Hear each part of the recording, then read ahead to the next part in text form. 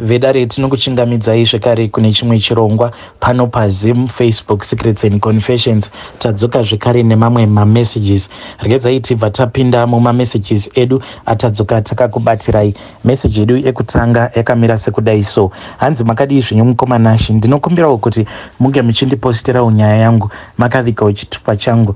Inini mukoma ndiri mudzimai ane makore 38 years ekuberekwa, asi pandakauyawo muno muSouth Africa ndainge ndichiri nemakore 32 ekuberekwa. Zvino mukoma ndakati ndasvika muno muJoni ndakambozama vanhu vaMwari, ndakazama kuti ndisaita izvi zvemujolo, but ndakazosanganawo nevamwe baba avo vainge vaine sweet tongue. Baba ava pandakasangana nawo, chinhu chandakatanga kuvabvunza ndechekuti nemari yose iyi yamuinayo, how is it even possible kuti hamuna kana munhu wamunofambidzana naye, because ndinoziva kuti vanhukadzi pane mari vanogara varipo. Baba ava vakabva vati for a very long time ivo he had been looking for his perfect match.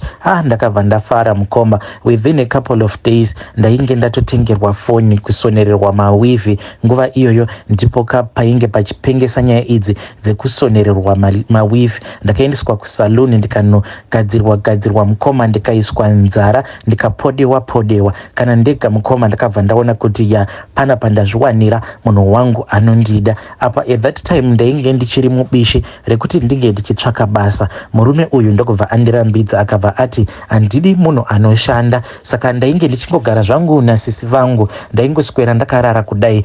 Ivo vainge vasingabve pafoni, vaikwanisa kundifonera makuseni mukomanashi. Apa handisati ndatombomuka, ndaiita mabasa ose epamba tichingofonerana. Nguva yacho iyoyo WhatsApp yainge isati yava kukwanisa kuita izvi zvokufonerana, maingoita zvema text message. Mukomanashi baba ava vaita zvokundifonera nekoko chaiyo, vaindifonera kusvika ndega ndavaudza kuti ndaneta nekutaura. Vaizoti kana ndavati ndaneta nekutaura, vaibva vandiudza kuti izvezvi pane dibonius iri kuuya. Mukoma waibva watoona chimudhudhudhu icho chauya, chimudhudhudhu chotouya chobva chatodhilivha pizza iya. Mukoma ndakatanga ndakachengetwa ndichiri kugara nasisi vangu. Zvino mukoma ndakati ndaona kuti ndainge ndichichengetwa plus sisi vakabva vatanga kundipa pressure, vakanditi mwana wamai vangu, izvi zvinhu zvawasangana nazvo, izvi rombo rakanaka iri rawasangana naro hazviitike ruviri. Rombo iri rawasangana naro hausangani naro ruviri. Apa at that time ndainge ndichangobvawo kumurume nekusaidi murume uyo wandainge ndakasiya kumusha. Ainge achingoti mudzimai wangu weye dzoka mudzimai wangu tinge tichirera vana. Izvo mukoma ndainge ndatozviwanira Mbinga yangu. So ivo sisi vakabva vanditi iwewe mwana wamai vangu, kana uchida kuti tinge tichizogarika mune ramumukwana, munhu uyu wotomumanikidza kuti unge uchigara naye. Mukomanashi ndakambozama nzira dzose dzekuti ivo baba ava ndinge ndichivamanikidza kuti ndinge ndichigara navo. Ndaivaitira mamudzu mukoma. Sometimes vaikwanisa kuti kana vakafona ndoramba zvangu ndakanyarara, vakandibvunza kuti wakanyararireiko nhai mukadzi wangu, ndobva ndati ndikuda kuuya kuzogara newe. Ivo vaibva vatanga kuudza maexcuse, saka vakati vachindiudza maexcuse ose awa, then sisi vakabva vati munhu wako uyu kauyu, munhu wako mwana wamai vangu anenge ane mukadzi. Saka sisi vakabva vati kana ane mukadzi manje tikuda kumugadzirisa, tikuda kuenda kunomunyadzisa pamberi pemukadzi wake. Pamba pababa ava ndainge ndakambosvika pamba pavo only once, but kunyatsokupaziva ndainge ndisingapazivi. Baba ava ndakabva ndazovanyengerera. One day ndokubva vazonditora, ndakavaudza kuti ndikuda kucleana kumba kwenyu, then ndokubva vazonditora ndikaenda navo kumba kwavo. But vainge vari very unstable mukoma. Vaiti ndichitsvaira so ivo vanenge vakamira padhuze neni, ndaiti ndichitsvaira mubedroom mavo, ivo vainge vakangozendama nedoor frame vachingoona kuti ndiri kuita sei. Ndaiti kana ndikazonyanyisa kuda kushifta zvinhu, ivo vabva vati kana musashifta zvenyu mai mwana, nekuti munokwanisa kuzokuvara musana tikazotambudzika panguva yekuti tinenge tava kuda kuzvara. Inini mukoma I became more suspicious, ndikati kunyepa, munhu uyu anenge ane mukadzi chete. Why is it ari very suspicious suspicious, ari kuluka very suspicious like that. Mukoma musi iwoyo ndakabva ndabata my directions, ndakatoona kutoti alright, tabva pamba pavo tajamba street yakati kuzonosvika tichizonosvika ku main road. Ndikabva ndaona kuti alright, kuno kwatainge tiri kana tikadzika kombi tikaidzikira pakati tinosvika chete pamba pababa ava. Ende chimwe chinhu chandainge ndakanotisa pavari baba ava, vaiti kana tiri kuma areas ekwavo vaiavoida by all means kuti tinge tichiita romance kana kuti kudii. Musi iwoyo mukoma ndakazama zvezve zvekutozama zvokuti unenge uchitesta umwe wako uchida kunyatsokuona kuti chaari kumbotemba chaicho chimbori chii. Mukoma ndakaklina imba yose, ndakangopfeka bra yangu ndichiti munhu ndikuda kumukwezva mwoyo wake. Baba ava mukomanashi vakandiignora vakaita sekunge ndainge ndiri hanzvadzi yavo. Ndakasvika ndikabva ndazoudza sisi vangu zvose izvo zvandainge ndasangana nazvo. Takadiscasa nezvayo nyaya iyi kusvika tichizobuda neend result yekuti baba ava taifanira kuti tinge tichizova juma. Then ndakazoti one day titori pakati zvedu pekutaura, ivo vainge vachitongofungidzira kuti ndiri kulocation kuya kwandainge ndichigara. Izvo inini nasisi tainge titori munzira tichienda kumba kwavo. Ndakazoti ndasvika pamba pavo inini nasisi ndikabva ndati vhura gedhisha ndasvika pamba pako. Ivo vakabva vati pamba pangu how come wauya kuno nani? Baba ava mukoma on that day vakaramba zvamuchose, vakaramba kutivhurira gate. Ndakarwadziwa mukoma nashe zvekuti ndichibvako mukoma maziso angu awa ainge akazara misodzi. Ndikati zvinoreva kuti baba ava it means kuti vane mukadzi. Ndakati ndichingonosvika kumba ivo vainge vachitosvikawo mulocation vakabva vati muri papi. Ndokubva tataura kuti kana kombi hatisati tatomboburuka. Vakabva vati kombi yacho yakaita sei, tikabva tavaudza, takabva tarasana but vakabva vazvonondimirira kumba. Ndokubva vatanga kuapologiza. Ivo sisi vakabva vati bamunini kana kuri kunzi imimi hamuna mukadzi, why is it maramba kutivhurira gate? Nekuti munhu asina mukadzi bachura ungangotadza kuvhurira sisi vemukadzi wako nemukadzi wako gate. Why bamunini, why bamunini?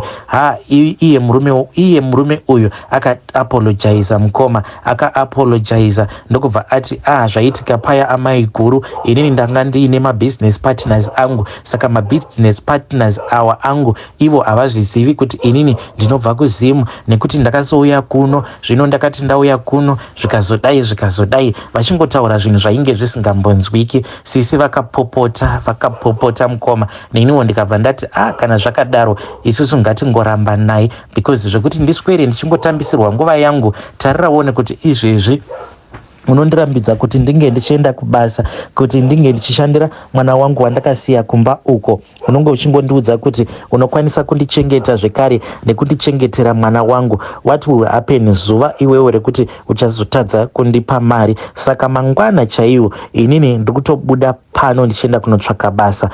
Vakabva vaona kuti pano zvainge zvava kutoitika ndezvekuti inini nezvavo baba ava ndainge ndava kusada. Vakabva vatanga kundinyengerera, vakabva vati ndinokumbira ruregerero, iwewe ndiwe wandinoda kuti unge uchizoita mukadzi wangu.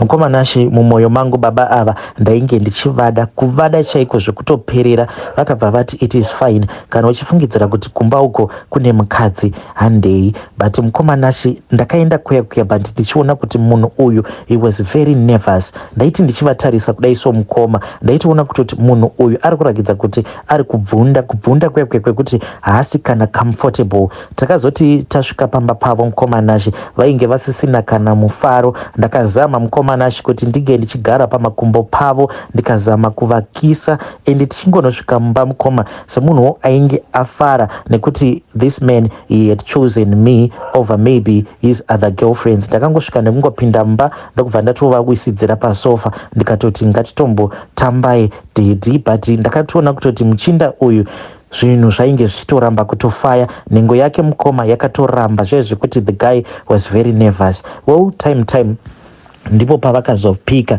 but vakatopika mushure mekunge vanwa mapiritsi aya anonzi maviagra, vakabva vangoti handisi kufila ball, ndiri kurwara mani, ndiri kurwara, mabusinesses edu awa anongotipa mastress, vachingondipa dzimwe nhoroondo dzakangosiyana siyana. Vakazoti vanwa maviagra aya ndipo pavakazoita sekunge vainge vava kupefoma, but mukoma baba ava vaiti vari pamusoro pangu paya vaicheuka cheuka vachiita sekunge pane umwe munhu achakaruka apinda mubedroom imomo. Ndakazoti ko chiiko chiri kuitika, what is going on? Kasi une umwe mukadzi kani, mukadzi wekuti anozongokaruka asvika akandikuvadza, and ndainge ndatotsamwa at that time because ndainge ndava kuona kuti zvinhu zvose zvainge zvichiitika zvainge zvichiitwa nababa ava, it was very suspicious. Hakuna munhu anoti ari pamusoro pemunhu waanenge achiita bonde naye achingocheuka asingaconcentrate, ari very nervous.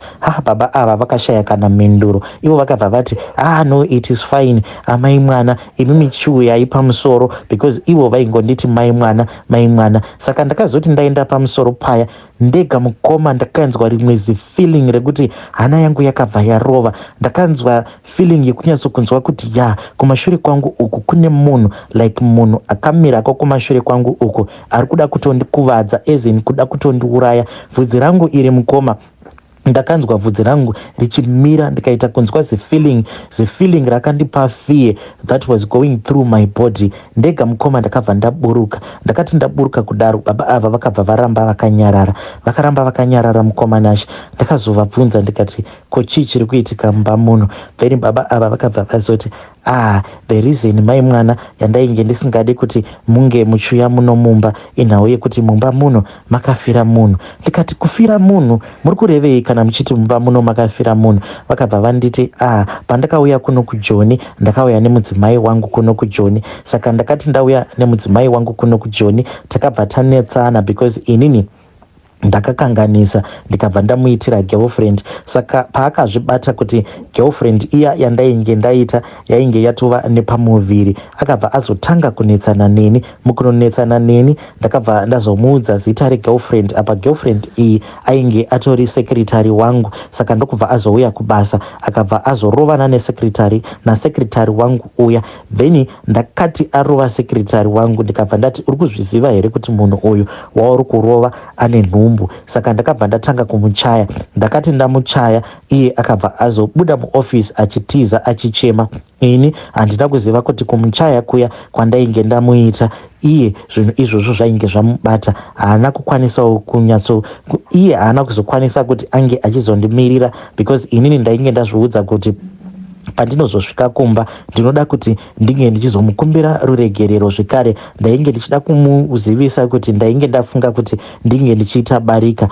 Pavakazosvika kuma 6 PM ndo pavakaona kuti pamba painge pasina kana chainge chamboitwa, kubikwa kwainge kusina kana kumbobikwa. Vakazoti vatanga kudanidzira zita remudzimai wavo, ndokubva vaona kuti munhu ainge asingarespondi. Vakazoti vachinopinda mubedroom ndo pavakabva vazoona kuti mudzimai wavo ainge akarara pamubhedha. Mudzimai wavo vakati vaona mudzimai wavo akarara pamubhedha kudaro, hanzi ainge aine matablets ainge akabata muruoko. Ivo baba ava vakati hanzi ndakati ndichinopinda mubedroom ndakatanga ndafunga kuti mudzimai wangu iye ainge akavata zvake, asi vakazoti vachingoramba vachingomudana zita rake vachimudana ndokubva vaona kuti munhu ainge ava kusaresponda. Then vakazoti vachinomubata vakabva vatoona kutoti munhu chainge chatongova chando. Vakati vatarisa ndokubva vaona kuti munhu ainge adutira guchu remapiritsi, ainge aita overdose. Vakazoti vamuona kudaro ndokubva vazodana mapurisa akati auya. Then mutumbi wemudzimai uyu wakabva wazotakurwa, asi ivo vachitaura vakati hanzi handina kana kuzombogara ndawana zororo kubva musi iwoyo. Saka ndakati ko makadii kuzotenga imwe imba? Ivo vakabva vati dzimba ndinadzo 1. Unofungidzira kuti nemari yose iyi yandiinayo ndikatadza kutenga imwe imba? Ndikati saka chikonzero chiri kukonzeresa kuti mutadze kunogara kuimba iyoyo uko kwamusingazonetswi nemweya wake. Ivo vakabva vati kwandiri, iye akatouya ka1 akangoya kwandiri akati kana ukangobuda muno mumumba uchiti wava kuenda kunogara somewhere else, ziva kuti ndo zuva richava zuva rako rekupedzisira pasi pano pezuva. Ende ivo vakabva vanditi ndokusaka ndainge ndisingadi kuti ndinge ndichiuya newe pano nenhau yekuti ndine zvinhu zvinonditambudza. Ndakabva ndati ko inini ndinogokwana pai, because kunyange gore chairo hatitomborina gore tichidanana, ko saka ndinokwana pai panyaya dzose idzi dzamuri kundiudza. Vakabva vati unokwana ka, because pari zvino atorimo muno mumba muno mumatiri arimo. Vakati vangoti iye ainge arimo mubedroom imomo mukomanashi, magetsi akabva akangoputika mukoma. Bulb remubedroom rakabva raputika, rakaita saundi rikati pa, ndokubva ratoputika magetsi, ndokubva atodzima. Mukoma ndakaridza mhere, ndakangoti he, chii chiri kuitika? Unoreva kuti muno mukadzi wako akazviurayira muno mubedroom, mweya wake uri munomu?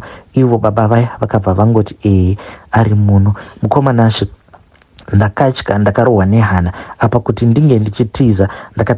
Ndakabva ndatanga kufunga kuti imba iyi nemazirooms ose awo ayainge iinawo. Ndakangoramba ndakavagukuchira baba ava mukoma, but hapana kana saundi yandakanzwa until the next morning. Takangoita the whole night takangogara, so takazendamira neheadboard tichingotya mukomanashi. Ivowo vainge vachitya. Ndakavati endai kamunomutsa magetsi. Vakati ani wauri kuda kuti ange achienda kunomutsa magetsi, tichamamutsa mangwana. Saka ndakavabvunza kuti saka zvinhu izvi zvinogara zvichingoitika here? Ivo vakangonditi zvinoitika. Ndikati saka kana zvaitika munodii? Vakati sezvandangoita izvezvi ndinongogara ndomirira kusvika kunze kwaidza. Mukomanashi mangwana akazoti asvika, ndokubva ndazodzokera, ndokubva ndazoudza sisi zvose zvainge zvaitika.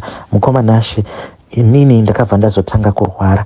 Ndakarwara for a very long time mukoma, zvokuti ndaitadza kuziva kuti chacho chiri kumbondirwadza chimbori chii. Ndaiti kana ndikaenda kumaprivate, so ndikabvunzwa naprivate kuti uri kunzwei, ndaingonzwa nyama dzangu dzose dzichirwadza. Munoona zviya zvinoitika kana ukanyanya kubatwa neflu, pane paya pekuti unenge uchirwadziwa, mamuscles ako ose achirwadziwa. Ini ndainzwa more than that. Ndaingokaruka ndava kungotanga kungodikitira so from Norway, asi ndakazorikavha zvangu mukoma. Takazotoenda kumusha, ndokubva tazofamba inini nasisi, ndokubva taenda kune umwe muprofita uyo akazondivakira munamato. Ndikabva ndaudzwa kuti hanzi ndainge ndakarohwa neshamu nemukadzi uyo ainge akazviuraya. Inini akandirohwa neshamu nekuti ainge achiti ungarara here pamubhedha pandakafira. Baba ava zvivhendi zvavo kurara neni pamubhedha, mubhedha wavanoziva kuti pamubhedha ipapo ndipo pakafira mudzimai wavo. Ladies out there, please be careful. Hey vedare, ndo message iyo yandakatumidzirwa ichibva kuna vahanzvadzi vedu. Hanzi ndo zvandakasangana nazvo izvo. Kana uine encounter iyo yawakasangana nayo, a spiritual encounter, please come to my inbox, then mova mazoshare neni your own confession.